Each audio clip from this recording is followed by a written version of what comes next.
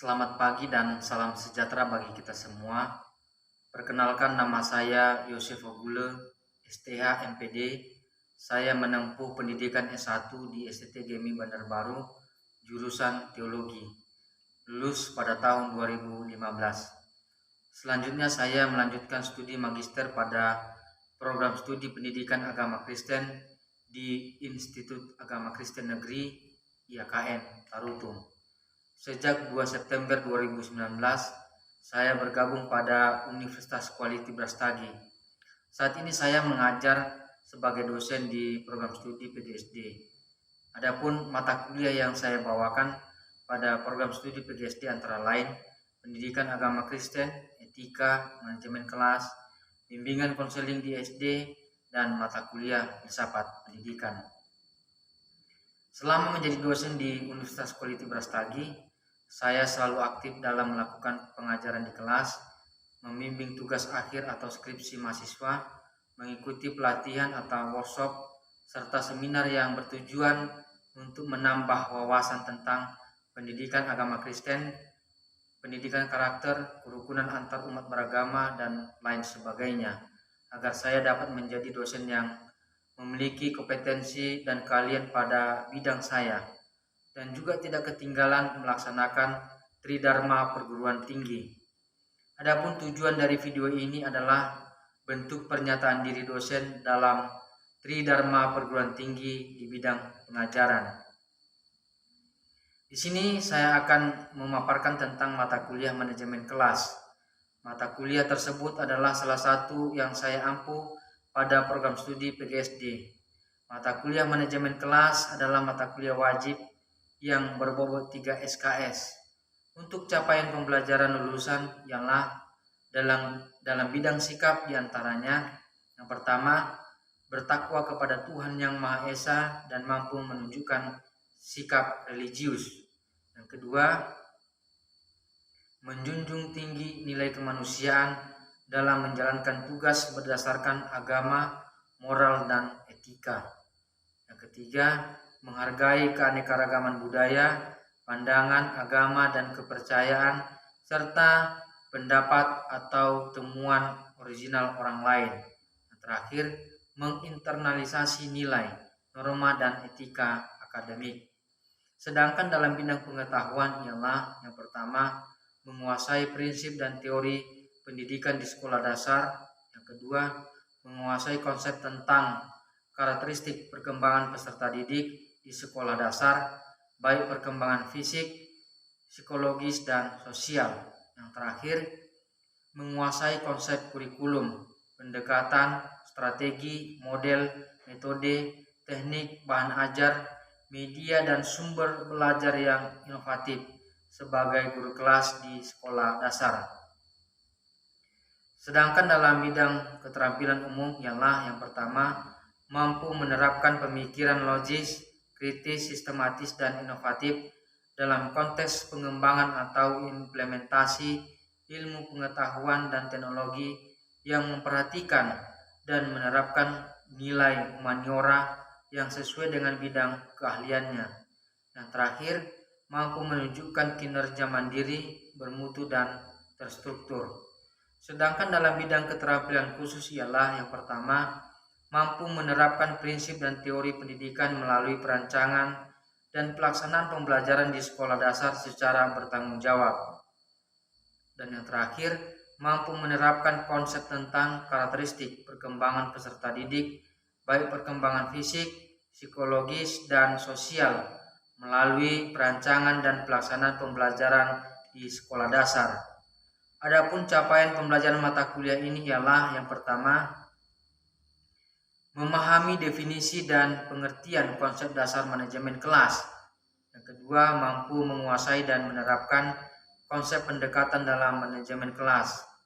Yang ketiga, mampu menguasai dan menerapkan konsep tentang pengelolaan lingkungan belajar yang baik. Yang keempat, mampu menguasai dan menerapkan konsep tentang pengaturan ruangan kelas yang baik. Yang kelima, mampu memahami dan menerapkan prosedur dan rancangan manajemen kelas. Yang keenam, mampu memahami dan menerapkan konsep iklim kelas yang baik. Yang ketujuh, mampu memahami dan menerapkan tentang kedisiplinan di kelas. Dan yang terakhir, mampu memahami dan mencari solusi terkait hambatan-hambatan dalam manajemen kelas. Sedangkan sub capaian pembelajaran mata kuliah ini ialah mampu menjelaskan definisi dan pengertian konsep dasar manajemen kelas. Yang kedua, mampu mendeskripsikan dan menunjukkan konsep pendekatan dalam manajemen kelas. Yang ketiga, mampu memahami dan menunjukkan konsep tentang pengelolaan lingkungan belajar yang baik. Yang keempat, mampu merumuskan dan menerapkan konsep tentang pengaturan ruangan kelas yang baik. Yang kelima, mampu menerapkan prosedur dan rancangan manajemen kelas. Yang keenam, mampu berkontribusi dan menerapkan konsep iklim kelas yang baik. Yang ketujuh, mampu memahami dan menerapkan tentang kedisiplinan di kelas. Dan yang terakhir, mampu memahami dan mencari solusi terkait hambatan-hambatan dalam manajemen kelas. Adapun deskripsi singkat mata kuliah ini ialah mata kuliah ini diselenggarakan dengan materi perkuliahan tentang manajemen kelas. Mata kuliah manajemen kelas meliputi pengenalan konsep dasar manajemen kelas, pendekatan dalam manajemen kelas, pengelolaan lingkungan belajar, pengaturan ruangan kelas, prosedur dan rancangan manajemen kelas, iklim kelas, disiplin kelas, serta hambatan-hambatan dalam manajemen kelas. Pengalaman belajar mahasiswa tercakup dalam kegiatan perkuliahan sinkron dan asinkron. Tugas bacaan penugasan yang mengacu pada CPMK dan sub CPMK dan dapat dicari dari berbagai sumber terkait materi pembelajaran. Sumber-sumber bahan ajar tentang manajemen kelas yang terkait dimaksudkan untuk memberikan masukan dan perspektif yang original kepada mahasiswa. Pendekatan dalam perkuliahan ini dilaksanakan melalui ceramah, tanya jawab, penugasan, diskusi atau kerja kelompok, atau presentasi kelompok. Evaluasi perkuliahan dilakukan melalui UTS, UAS, kuis, aktivitas, atau proses perkuliahan, dan tugas-tugas. Bobot penilaian yang saya gunakan selama pembelajaran yaitu total nilainya 100%, di mana pembagiannya yaitu UTS berbobot 20%, UAS berbobot 25%, tugas-tugas berbobot 35%, kehadiran berbobot 10%, dan moral etik berbobot 10%. Dalam kegiatan pengajaran saya menggunakan metode yang pertama, yaitu delivery, yaitu dengan penyampaian materi pembelajaran melalui PowerPoint, modul pembelajaran, video pembelajaran, maupun buku referensi. Yang kedua yaitu interaction, dapat dilakukan dengan diskusi. Dan yang ketiga yaitu assessment, yang dilakukan dengan tugas dan kuis. Selanjutnya saya akan menampilkan proses pembelajaran di kelas secara luring. Para mahasiswa sekalian, bertemu lagi dengan Bapak Yusuf Gugule STHMPD dalam mata kuliah manajemen kelas. Harapan Bapak kalian semuanya sehat-sehat. Kita pada hari ini akan membahas tentang apa itu konsep dasar manajemen kelas. Setelah kita paham apa itu konsep dasar manajemen kelas, lalu kita harus memahami apa tujuan dari manajemen kelas. Lalu setelah paham apa itu tujuan manajemen kelas, lalu kita akan lihat apa prinsip-prinsip dari manajemen kelas. Lalu yang terakhir kita akan melihat apa pendekatan-pendekatan yang dapat kita lihat dalam manajemen kelas. Ya. Harapan Bapak dalam mata kuliah ini Anda sudah belajar dari rumah. Ya. Sebagai mahasiswa Anda harus belajar di kampus dari rumah. Nah, sebelum Bapak menjelaskan apa itu manajemen kelas, kira-kira apa yang bisa Anda pahami tentang manajemen kelas? Silakan jawab. Ada sini yang bisa kasih pendapatnya? Oh, silakan jawab. Menurut saya Pak, kalau manajemen kelas itu berasal dari dua kata, yaitu teoritis dan kelas. Teoritis itu adalah ilmu dan seni yang mengatur proses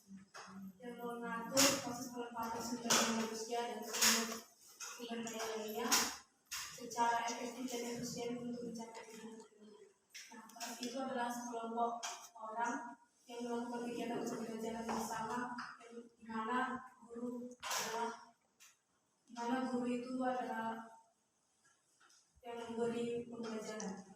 Jadi yang bisa saya simpulkan adalah manajemen kelas itu adalah keterampilan guru atau usaha guru untuk menata atau menciptakan iklim yang kondusif dan efisien untuk mencapai pembelajaran yang diharapkan, untuk mencapai tujuan pembelajaran yang diharapkan.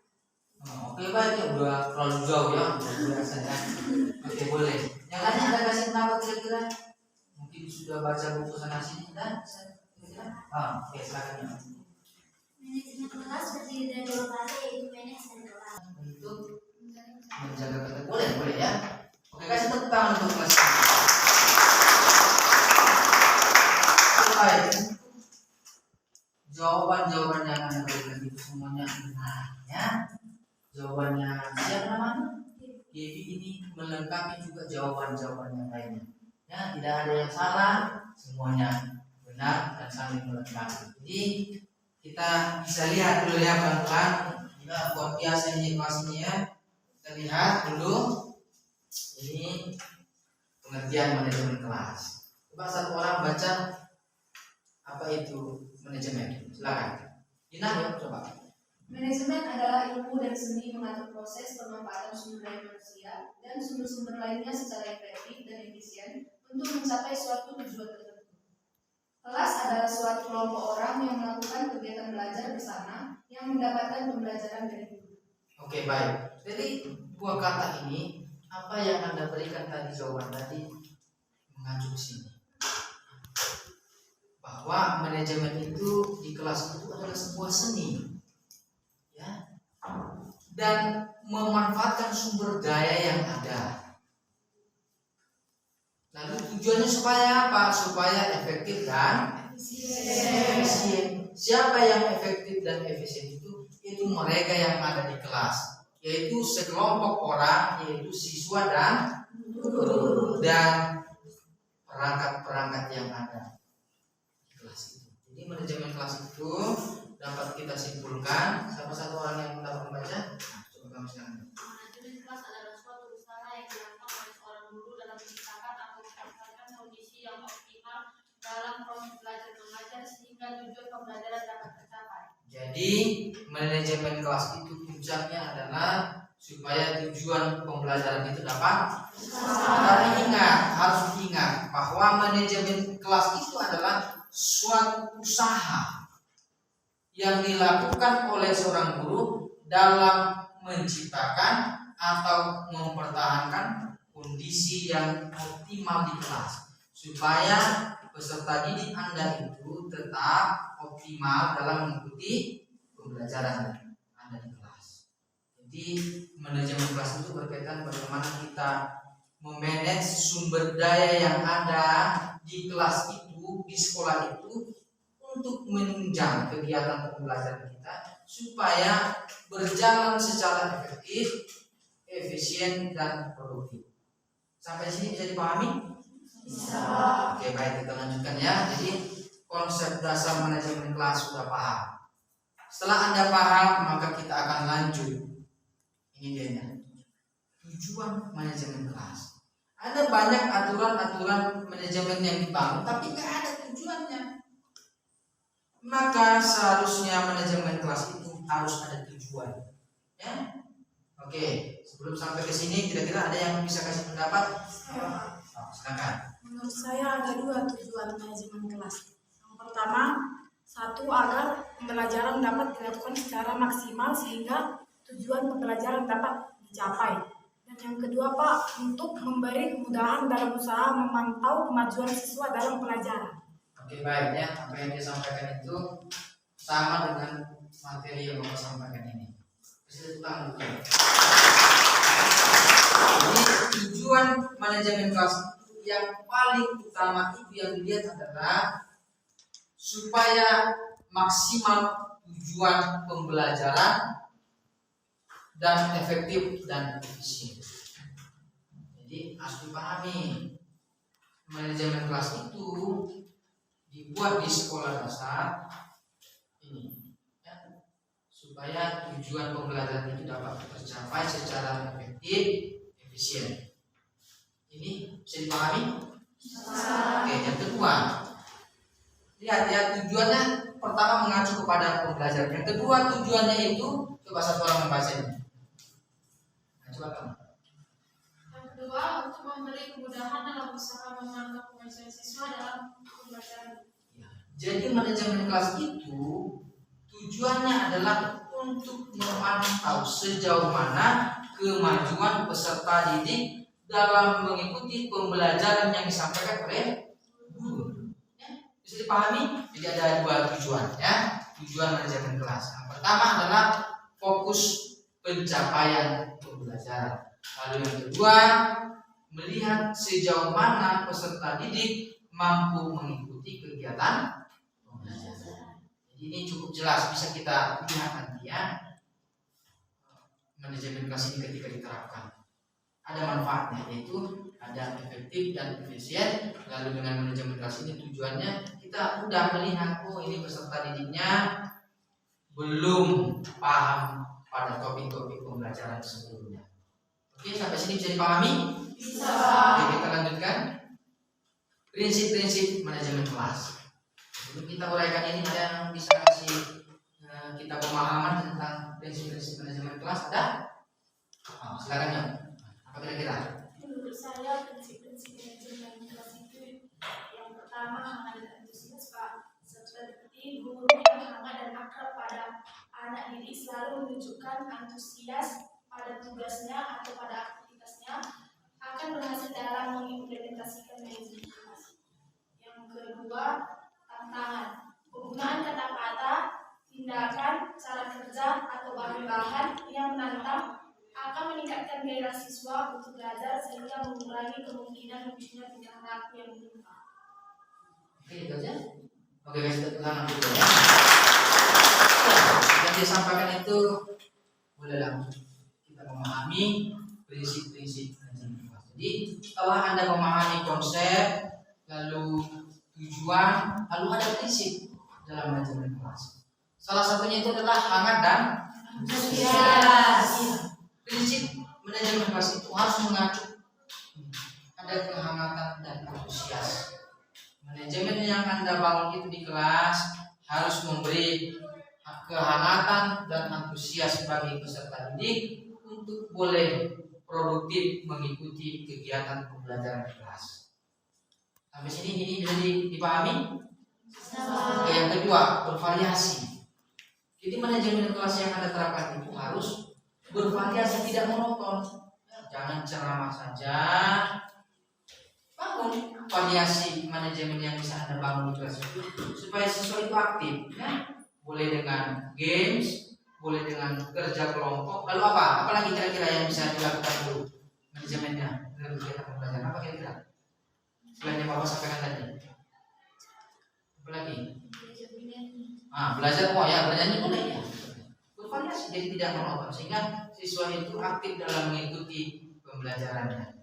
Ya, salah satunya berhitung itu tidak harus monoton kan? Bisa sambil bernyanyi kan? Bisa. Ada, saya lihat di video tadi Bapak minta menyanyikan ya. Oke, yang ketiga, penekanan pada hal-hal positif. Jadi manajemen kelas itu kita bentuk, kita buat supaya ini menghindari peserta didik untuk terhindar dari hal-hal yang negatif dalam kelas.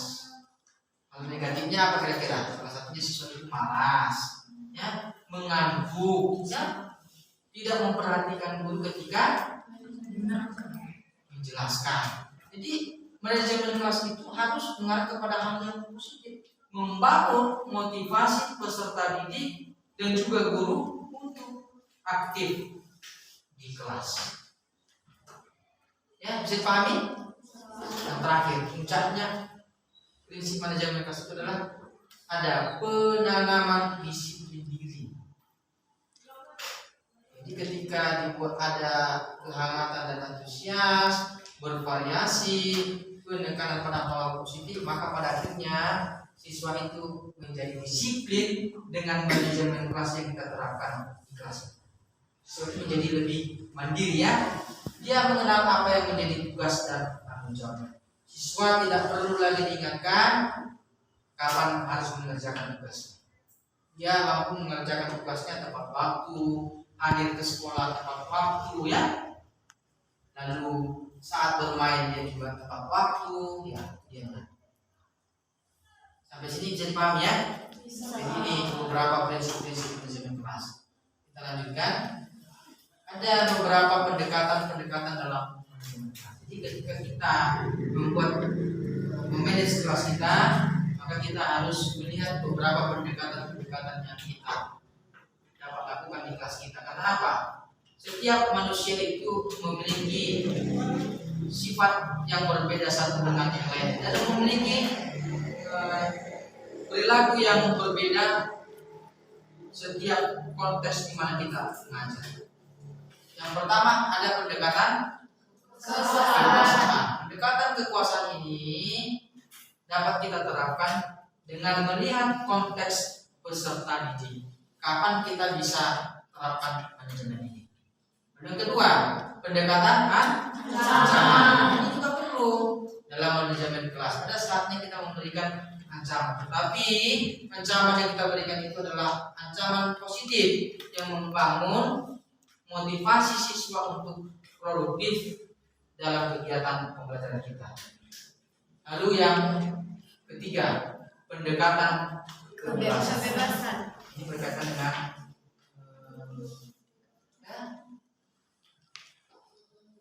kampus mereka belajar.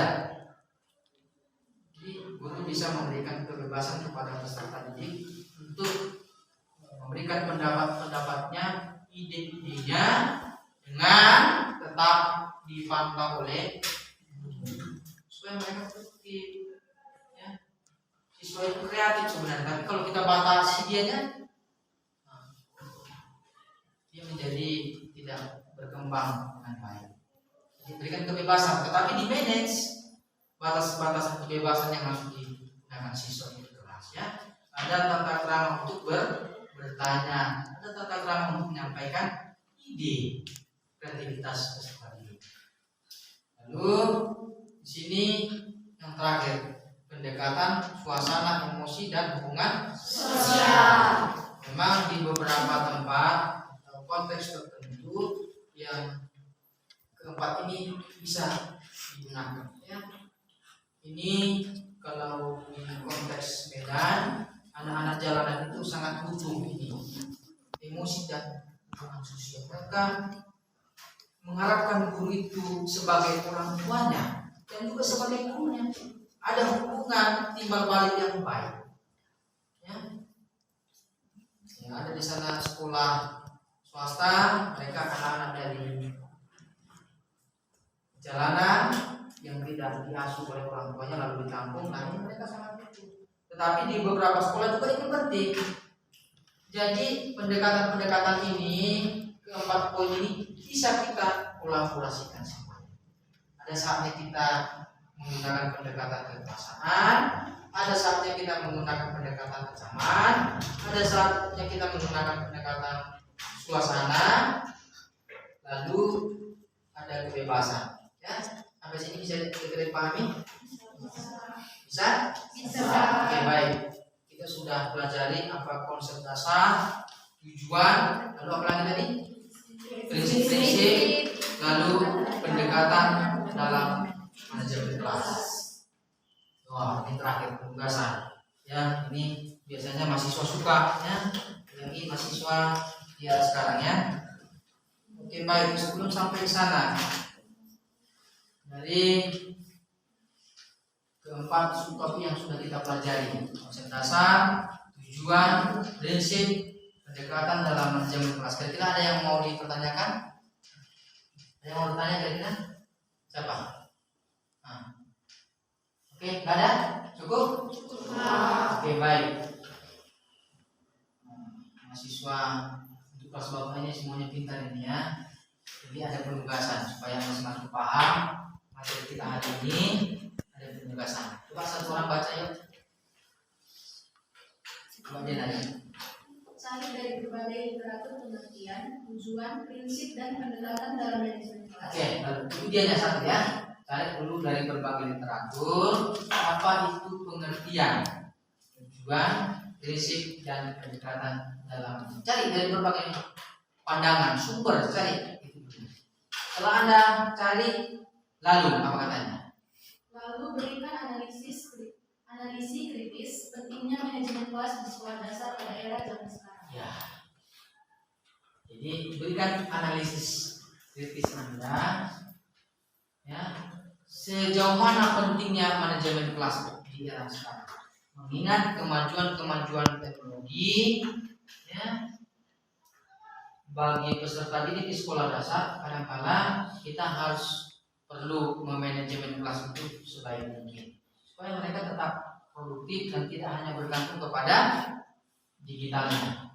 Ya, ini tugas Anda nanti. Silakan cari dari berbagai literatur, nanti bisa diakses di internet dari jurnal ya. Ya, Pak. Lalu yang kedua, Anda juga bisa mencarinya lewat ya, perpustakaan di sana-sana lengkap ya. Lalu juga bisa Anda secara tidak langsung melakukan namanya wawancara atau observasi di lokasi di mana Anda tinggal. Ya, jumpai sekolah di situ, tanya apa-apa, lebih bagus, lebih original ya. Kalau ketemu, lalu sejauh mana manfaatnya. Untuk tugas ini kira-kira bisa dipahami? Bisa. Oke, baik, demikianlah untuk pertemuan kita hari ini. Semoga apa yang bisa Bapak sampaikan materi kita hari ini boleh Anda pelajari kembali di rumah, dipahami dan diterapkan di kelas. Mungkin ada yang sudah mengajar, yang belum mengajar ya, dikembangkan kira-kira apa yang bisa dikontribusikan di era sekarang tentang manajemen kelas. Demikian pertemuan kita hari ini. Saya akhiri, selamat pagi. Demikianlah video pembelajaran yang telah saya lakukan secara luring tentang mata kuliah manajemen kelas. Semoga video ini dapat bermanfaat dan saya ucapkan terima kasih.